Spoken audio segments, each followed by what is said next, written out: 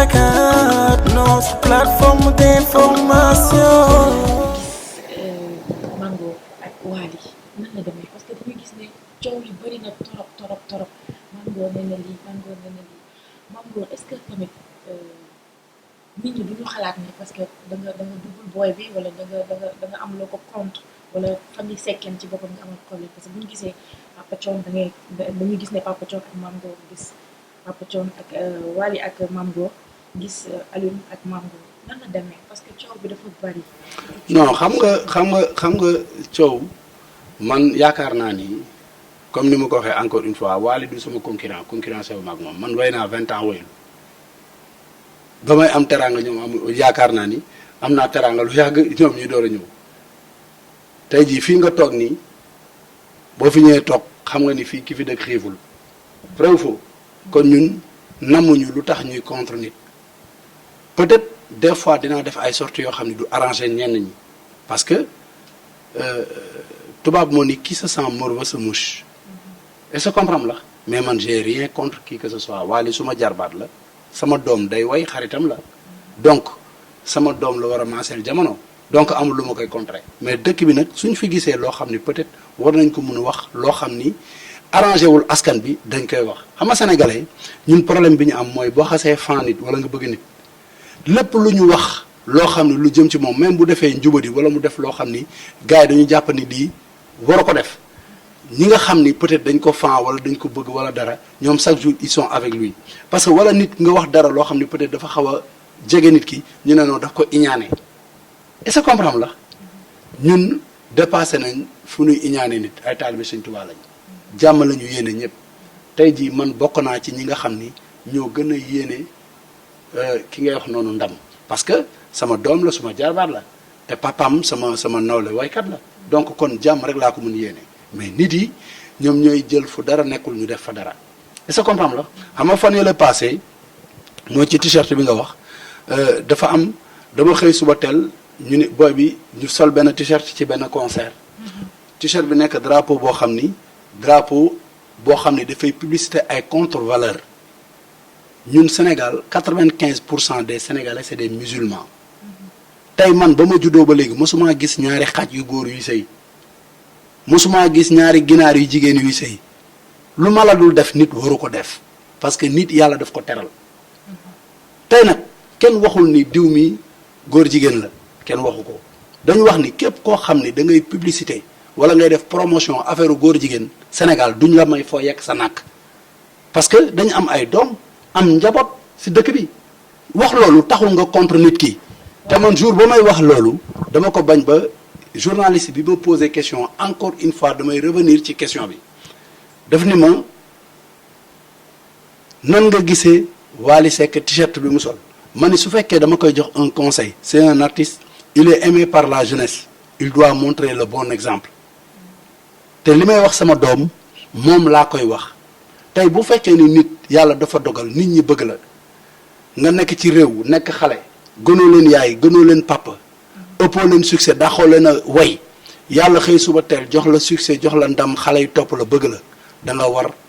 ni ngay waxee nga koy xool ni ngay solo nga koy xool ni ngay doxe nga koy xool parce que c'est important parce que jeunesse su xale yi jeunesse su dëkk bi mooy l'avenir du pays dafa da nga ci am une part de responsabilité donc foofu la ñuy waxee te loolu yaakaar naa ku la ko wax jàmm la yéene ba ma ko waxee nag moom kaasul parce que xam na ni la ma wax lu am solo la mais nee nañ buur aayul dagam yi ñoo aay. gis nañ parce que dañ ne borom kër boo laalee njabootam boo laalee borom kër gi faaw njabootam ñoom parce que gis nañ comme ku mel ni Amady Badiane def benn sortie boo xamante ni di la ci wax yow ñu demoon ba dégg aussi que ne porté nga ko plainte affaire bi loolu fan nga toll ak dañu déggoon nga ne kenn du la ñaan ba nga may ko mais déggatuñu waxu plainte bi. waaw non xam nga Amady Badiane sama boy la benn li may wax nii dama koy wax ñëpp dégg ko Amady Badiane avant Wally Seck di xew man lañ doon fréquenté moom ak Ameth Thiou. Amady Badiane boo xoolee samay clip fecc na ci lu mat ay 12 clip xaw ma 15 clip ci samay clip man avant Wally di xew xale sooy ànd ak moom mag ko fop bu amee ay njuumte yoo def da nga ko war a cadrer mais bëgg xaalis ak di sibooru nit wala di wax nit lu ko neex pour encaisser xaalisam wala am succès gis nga Wally conseil bi ma koy jox mooy entourage am bi ko topp nga xam ne gel moo tax ñu topp ko wala xaalis moo tax ñu topp ko wala succès moo tax mu topp ko na leen dàq dañ koy yàqal. est-ce que ñooñu bëgguñu ko rek ndax. non soxna si dama ñëw di def interview li may wax ni c'est très important bu ko dagg dama bëgg lii nii mu jàll Sénégal yëpp déglu ko Wally lay adressé parole bi dama ni ko li may wax man Talla sama doom daf ko bëgg xaritam la li ma koy wax mooy ñi ko topp pour succès ak ñi ko topp pour am gel parce que am na gars yu bëri yoo xam dañu am problème mu gel ak ñi ko topp pour di am weccit wala di tukki na leen faxas sànni leen fële dañ koy yàqal carrière am parce que bu nee dama ni duñ ñu ko déedéet bu solo loo xam ne waru ko sol duñ ñu ko déedéet parce que ñoom lu ko neex rek pour se plaisir de ses yeux moo tax ñu ànd ak moom na leen dàq koo xam ne mat na la bàyyi wala mat na la nijaay soo ko yónnee mu dem soo ko saagaa du fayu xamul ni kooku dalay si booru léegi nag man tey jii li tax su may wax di metti mooy man dëgg bi laay wax Amady Badiane bi mu defee loo xam ne waru ko def injure publique la def parce que va te faire foutre kenn du ko wax nit insulte la j'ai porté plainte devant le procureur pour injure publique tey injure publique soo ko defee léegi dama lay wax Assane Diouf ba mu ko defee dañ ko jàpp mu tëj ko 6 mois parce que depuis dafa am loi léegi ci loolu saaga ci internet koo jël vidéo saaga ko su la porté plainte dañ lay jàpp loolu ba mu amee mu am ay bonne volonté yoo xam ni topp nañ ci man keer laa nekk porté plainte ay nit topp ma nit ki am na loo xam ne yaa ko moom sa bopp am na loo xam ne nit ñi ñoo ko moom ci yow nit ñi ñaan ma Ameth Thiou dama koy wax ñoom ñaar dañu tuddante ay doom Ameth booy bu baax la topp ma di ma ñaan ni ma maam góor yow rafetul sax tey jii nga xëy nii ñu ne convoqué nga Amady téye nañ ko wala dara di ñaan am na yeneen kilifa yu ma woo ma xam ne tamit tey jii awma benn plaisir pour jël doomu jàmbur wala kii di ko sànq peut-être mën na am sax li mu wax tibbeewu ko ci xolam njuumte la ma jégal ko te yàlla tax ndax ki nga xam ne moom la yaakaar muy sëñ Touba da daan jégale di jëlale man awma dara lu may iñaane nit ci àddina parce que teraanga yi yàlla di am yàlla di jox doomu aadama yi may na ma ko xam nga teraanga àddina yi lan moo ci ëpp mooy wér tabarkàlla am naa ko su ma xëyee sama njaboot dinañ añ dinañ reer bu ñu jàngee ba école dee dinaa leen fayal donc sant naa yàlla kon amul lu may soxore nit wala dara mais valeurs yi nga xam ne dañ ko am dañ ko war a protéger te ñi ko war a sàmm mooy les porteurs de voix ñi nga xam ne bu ñu nee dama ni nit ñi déglu leen dama koy ñaan nag ñëpp nag képp koo xam ne am nga kàddu ci réew mi war a mën a wax te waxoo mën nañ la jàppee complice wala mën nañ la jàppee koo xam ne bu réew mi yàqoo ci ñi ko yàq nga bokk parce que xamoon nga te waxoo. waaw mais voilà Amady bu ñu gisee mu défendre Wally c'est parce que peut-être dafa am fu ko Wally toll. moom dafa tooñ Wally sax moom xam nga man pour man sax daf ko tooñ xam nga lu tax mu tooñ ko parce que tey jii nit mënul ñëw di wax lu baax loo xam ne dafay kii yow nga ñëw di wax safaan dafay mel ni yow li ngay wax yëpp moom si boppam sax moom mooy jéem a accuser kooku dara. waaw mais sànq nga dégg sa wax nga ne dañ la interviewé da nga wax ci côté boobu que pour bëgg a may publicité genre. non loolu bi ma koy wax Oxfam moo taxoon may wax xam nga dafa am benn organisme fii bu fi nekk boo xam ni dafa am ay organisme yoo xam ne dañu intégré réew mi dugg fi yor seen xaalis di financé fii da ngay gis ay boy yu bëri yoo xam ni da nga leen gis ñuy dawal oto yu rafet wala ñu yor ay moto yor ay affaire di ko dawal te booy yi xëy ñu gontuñu fan lañuy jëlee affaire yi gars yi ñoo leen ñëw ay organisme yoo xam ne dañuy ñëw dugg si dëkk bi di financé booy di leen defloo ay affaire góor jigéen ak ay affaire yu nekk c'est que yéen ñi nga xam ne yéen a yor presse nit ñi di leen déglu da ngeen war di xeex loolu képp kuy dénoncer loolu dem leen ngeen seeti ko parce que dañu bëgg a yàq dëkk bi te duñ ko nangu te ci ay organismes internationaux lañ koy jaaree tey jii dégg nga fi société boobu ñuy wax Oxfam tey jii lu ma forcé wewu béy nee nañ seen i employés yi fay liggéey ay journalistes dañ leen doon liggéeyloo di leen jéem a proposé loo affaire góor jigéen mu dem ba ci am ñoo xam ni ay noble lañ ñu bañ ko ñu dàq leen licencier leen te ay sénégalais lañ comme ñun waruñu ko nangu suñu dëkk man bi may wax tey jii ñëpp gis nañ vidéo bu ma def ci Oxfam laa ko def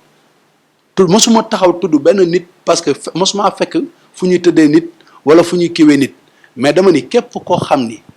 wala bépp organisme bu jóg di promouvoir affaire góor jigéen au Sénégal man boo jógee di nga dal sama kaw wala dinaa dal sa kaw Mais est-ce parce que que ñun suñu dëkk la du ñu nangu ku ko yàq américains yi boo demee seen dëkk am na lu ñu fay bañ France boo demee seen dëkk am na lu ñu fay bañ suñu dëkk nag ñun dafa am lu ñu fi war a bañ parce que dëkku Sëñ Tuubaa la dëkku maam Alaaji Malick la dëkku maam Limaamu Laay la dëkku maam Baay Ñas la du ñu nangu parce que ñooñu tey jii bu ñu dellusi woon jamono position man bi ma taxawee fa la ñuy taxawee ñoom loolu mooy dëgg. mais bu ñu gisee tamit mu Wally génn def t-shirt bi nga wax ci loolu automatiquement dañuy dem automatiquement. soxna si émission bi du lii rek tontu naa la li ma la war a tontu yëpp est-ce que amoo yeneen question ñu continuer wax leneen parce que fi mu toll nii tontu naa la li ma la war a tontu yëpp ci loolu parce que boo ñëwee nii wax ni dafay mel ni loolu moo la indi loolu on en a parlé waxtaan ni ma du ma si waxaat wax nañ ci tontu naa la lu clair leer na nee naa la man j'ai rien contre ce gosse là mais nag ñun Sénégal du ñu nangu ko fi promouvoir affaire góor jigéen leer na mais waxuma góor jigéen la neewuma ko lii nga xam nga c'est clair xam nga Sénégal dañu bëgg ay détails 1 plus 1 égale 2 man j'ai rien contre qui que ce soit mënul nit ki nekk ak sama doom am ay relations yu baax ma koy contre mais nag suñu gisee loo xam ni jaarul wala ma am un conseil que je dois lui donner dama ko koy jox et puis jeex na mais j'ai rien contre dama bëgg encore une fois Sénégalais yëpp xam ni man j'ai rien contre Wally sama doom la Wally encore une fois bi muy commencé way di ko nëbb papam maa ko njëkk a jox micro sama kaw seen mu way mu ànd ak amétu moo ko indi sama soirée ma jox ko micro mu way ba pare ma woo ko ba mu ñëw ni ko yow da ngaa mën a way demal nga way 3 ans après mu génne single ba tey mu ngi cartonné ko kay ko am loo koy soxore soyez logique il faut que nit ñi comprendre bàyyi détail du ma nekk chaque jour ci benn ay affaire ay détail. est-ce que am ngeen benn rapport bu tax nga koy mën di woo di ko conseiller. non man du ma woo kenn man ku ma soxla yaa may seeti wala ju dox daje man du ma woo kenn man. mais seen diggante neex na. non amuñu benn problème alhamdulilah fu ñu gisante sama boy la dafay jóg nuyu ma nuyu ko et puis voilà papaam suma grand la et puis voilà c'est que il faut nit ñi bàyyi diggante maam góor ak ñee benn affaire moo fi amoon peut-être benn rakam. am benn attaque boo xam ni defoon na ma ko mu répliquer ko après jeex na mais après amul beneen. li man maay nit ki nga xam ne maa ko gën a yéene jàmm ci réew mi te conseil bi ma koy jox nii tey jii papaam su wéetee xanaa publiquement peut-être mën na wax mais bu wéetee dina ko woo ni ko maytul ñii parce que dafa am ñoo xam ni su la yàlla dimbalee jox la wërsëg wala jox la succès ditoo xàmmee ku la bëgg Sénégalais yi waxuma la plupart des Sénégalais waxuma la ñëpp de mais dafa am ñoo xam ni dañu mën a sibooru nit. man da ngay gis ku la mat papa sax di la wooyee papa di la wooyee père naan laan père fekk yow moom mën na la jur mën na la maam. Mame Ngor ñu ngi lay jaajëfal waxtaan bi j'espère que neex na leen Mame Ngor wax na leen li nga xamante ne nii moom la ne moo nekk ci xolam que day défendre population day défendre dëkkam loolu donc la du leneen donc Mame Ngor ñu ngi lay jaajëfal di la wax beneen yoon incha allah. waaw merci à Feeling Dakar question yi neex na. donc nag képp koo xam ne nag seetaan nga émission bi su fekkee rek di nga ci gis loo xam ni day déranger ñun jubluñ ci dérangement jóguñu pour di attaquer kenn wala ñuy xas kenn wala ñuy wax kenn lu ñaaw Sénégal benn bopp la kenn mun ko xar ñaar bu ñu ubbee 40 bi ñun ñëpp ñoo ko bokk donc dañu war a défendre suñu dëkk militaires yi ñu ñuy def yor ay armes taxaw ci frontières yi ñun li ñuy def nii comme taxaw ci frontière la quoi parce que tamit duñu nangu ay Occident ñëw suñu dëkk. sunu footballeurs yi bu ñu demee foofu bu match yi tàngee bu ñu commencé di marqué ay bii ñu commencé leen di yuuxu génn ay banaana naan leen ay golo ngeen te ñoom ñoo gën a nekk golo ñëpp ñoom ñi nga xam ne dañuy nekk ñaari góor di sëy yàlla bind la ngeen nekk ñaari góor ngeen yéen ñaar ay monsieur ak madame ngeen di sëy loolu lu ko gën a bon ci àddina amul donc nag loolu encore une fois duñ ko nangu suñu dëkk man je suis de tout cœur ak ñi koy xeex te maa ngi woo la jeunesse sénégalaise ñu maytu bu baax a baax xaalis bu yomb nañ ko maytu gars yi dañuy ñëw di la peek naan laan dama laa bëgg fekk say jikko lañ bëgg a changer bu ñu ko nangu wasalaam. mu ngi noonu